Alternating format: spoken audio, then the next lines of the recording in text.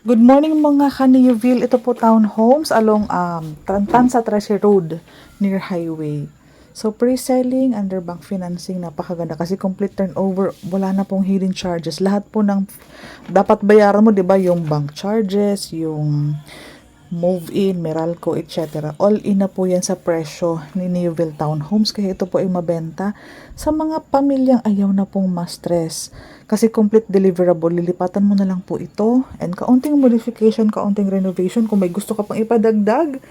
Pero kung ano po ang mapapakita ko sa vlog na ito na po ang receivable unit mo.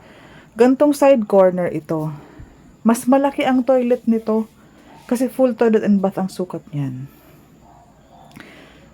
Ito, may sink tayo dito, pero malaki ang ating service area sa likod. May access lot ka. So, pag corner, pwedeng 2 carport. 3 bedrooms. As in, ayos na yung mga rooms.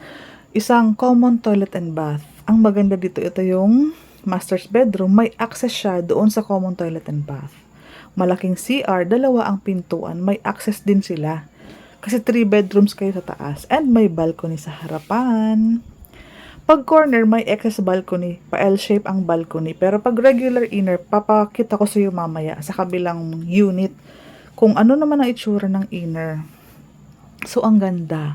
Alam niyo, pinag-isipan, pinagplanuhan, napakaganda. Lahat ng sulok na maximize. Ang ganda po. Kasi ito lang yung una kong nakitang CR na may dalawang access door. Para sa tatlo kasi kayo eh. So, ang ganda, mas malaki ang, kumbaga, mas malaki ang naging space ng CR. May balcony pa. Saan ka nakakita ng ganitong presyo na may balcony? Madaming corner, kaya good news sa mga naghahanap ng ganong unit. Ito naman yung ating regular inner. Ayan. Townhouse po kasi si Neoville. Ito po siya. Malaking car park, half covered na po yan. Ganito ang itsura ng ating regular inner, a street model. Pareho lang po, at least meron kang bintana, may source ng ilaw yung ating toilet and bath. Ganyan ang itsura ng ating living area.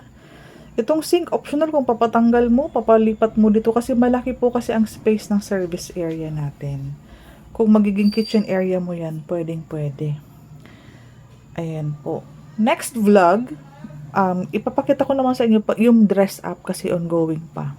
So, ganun din, 3 bedroom, isang common toilet and bath para sa 3 room. Mag-share kayo dyan para hindi nabababa.